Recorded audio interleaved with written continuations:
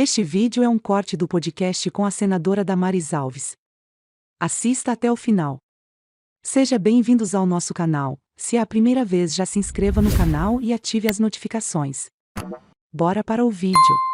Com relação aos ataques, quando eu fui convidada para ser ministra, riram muito de mim no Brasil. Me chamavam de louca, maluca, fascista, nazista, frentista, taxista. Nutricionista. Eu era tudo, né?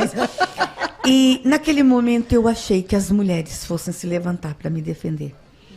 E o que eu vi? Eu fui atacada cruelmente por mulheres. Você sofreu mais ataques da parte de mulheres? Não. Muitos perfis também eram fakes, né? A gente não tinha certeza.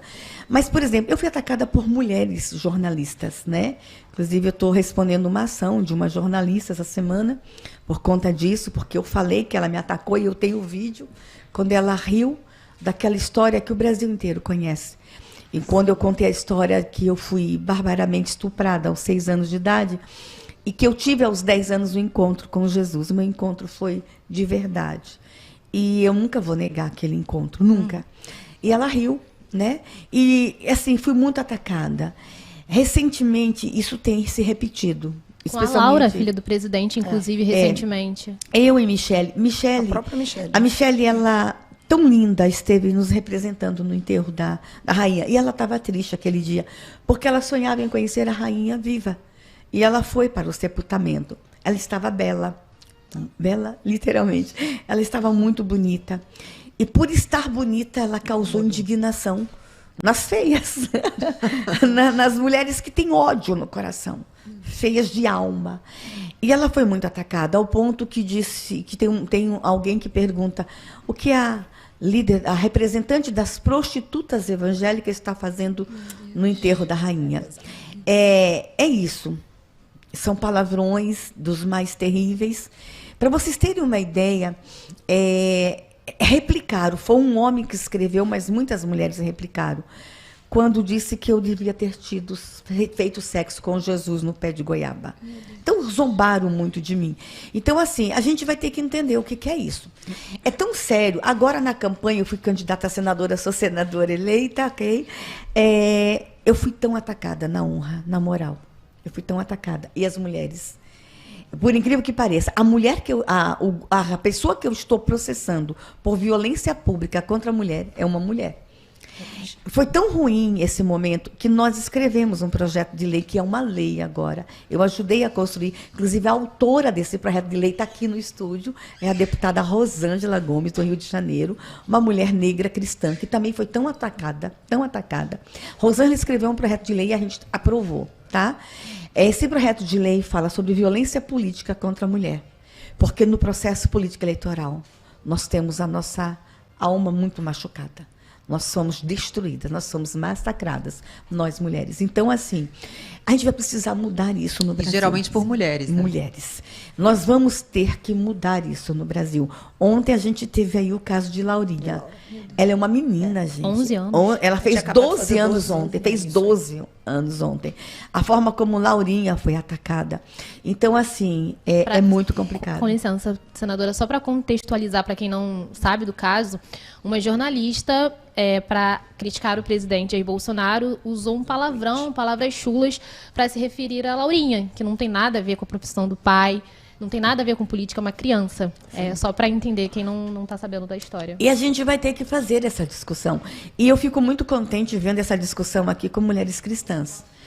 Porque a gente se afastou dessa discussão, Sara. A gente não conversou sobre isso dentro da igreja. Nós temos uma geração inteira de mulheres machucadas, gerações, e a gente se silenciou. Então, estar discutindo isso aqui para mim hoje chega a ser emocionante, emocionante. Temos uma outra deputada aqui no estúdio que está acompanhando a gente, é a Clarissa Garotinho, que foi vítima. Eu me lembro de Clarissa, adolescente, sendo muito atacada. Muito atacada. E foi a vida inteira isso. Então, o que quero dizer para vocês? Eu estou muito contente que esse debate está sendo feito por mulheres cristãs aqui.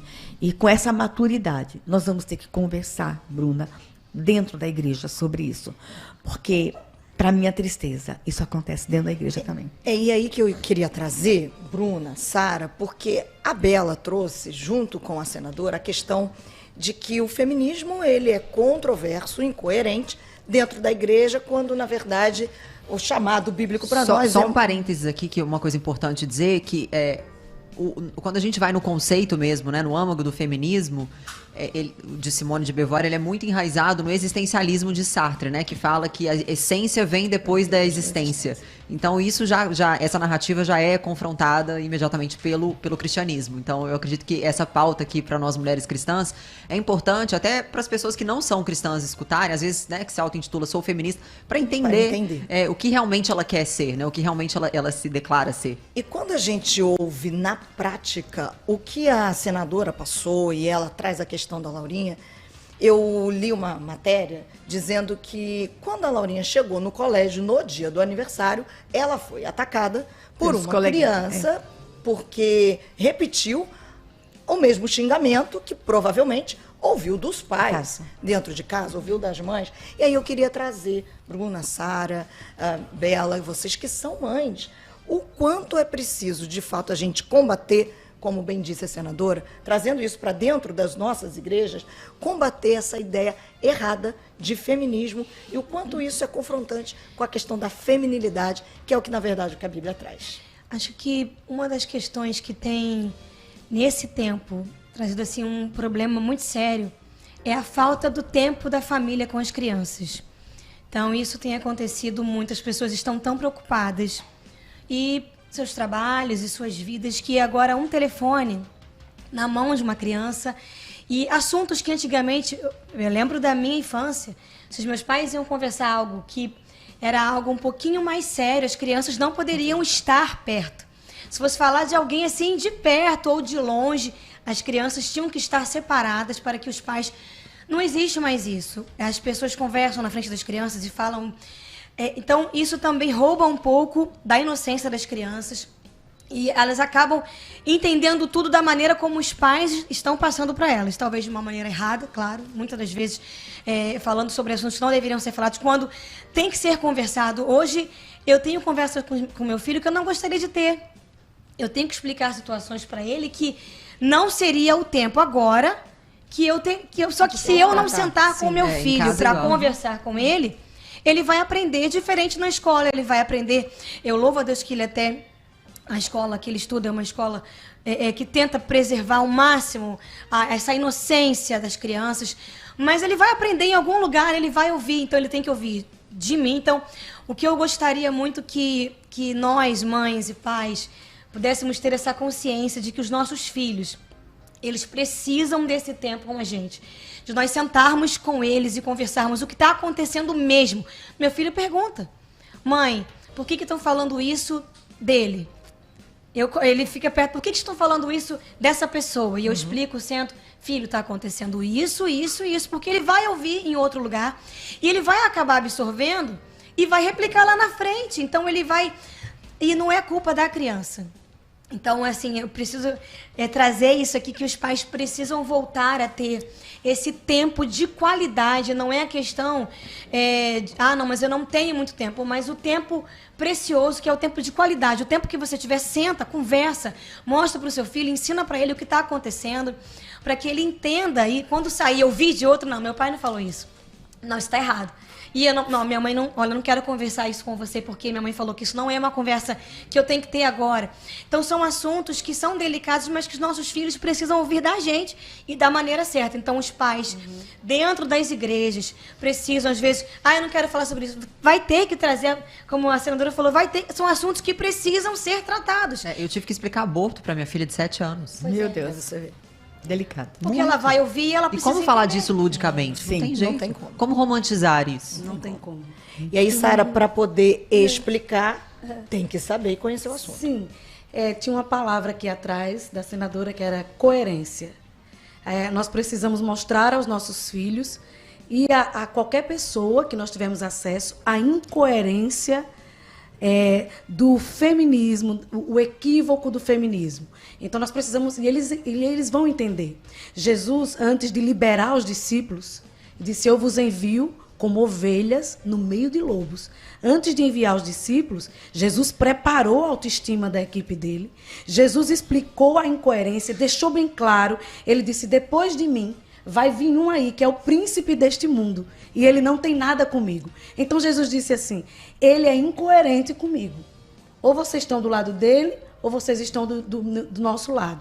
Então, eu acho que existe essa incoerência, um tratamento diferenciado para a mulher conservadora, Uma seletividade. para a mulher cristã. E se nós, por exemplo, se a senadora, se Bela, se Bruna, né, se Laurinha, que é filha do presidente, se Michele, são pessoas mais conhecidas, com tantos seguidores, passam por isso, imagine aquela dona de casa, quando sai na rua, quando vai caminhando na rua para ir para a igreja, porque a minha avó, quando levava a minha mãe para a igreja, ela sofria bullying na rua. A minha avó e a minha mãe. Nós, quando íamos para a igreja, quando passávamos, criança, os vizinhos, alguns vizinhos, não todos, porque tem muita gente boa ainda no mundo, graças a Deus, mas alguns faziam, Pai do Senhor, irmã. E eu sempre falo, então é uma coisa estranha, é um ódio que a gente precisa preparar os nossos filhos para quando eles não estiverem perto de nós, eles se posicionarem com elegância, se posicionarem com firmeza na escola. É assim que nós precisamos fazer. Nós, mulheres, precisamos conversar assim com os filhos, falar sobre política na mesa, na hora do café, na hora do sorvete e ensiná-los. Quando você não estiver perto de mim, isso é o que nós acreditamos e o nosso mundo é um mundo coerente. Coerente com a palavra e incoerente com o príncipe deste mundo. Você acabou de assistir um corte do podcast com a senadora Damares Alves. O link do vídeo completo está na descrição do vídeo.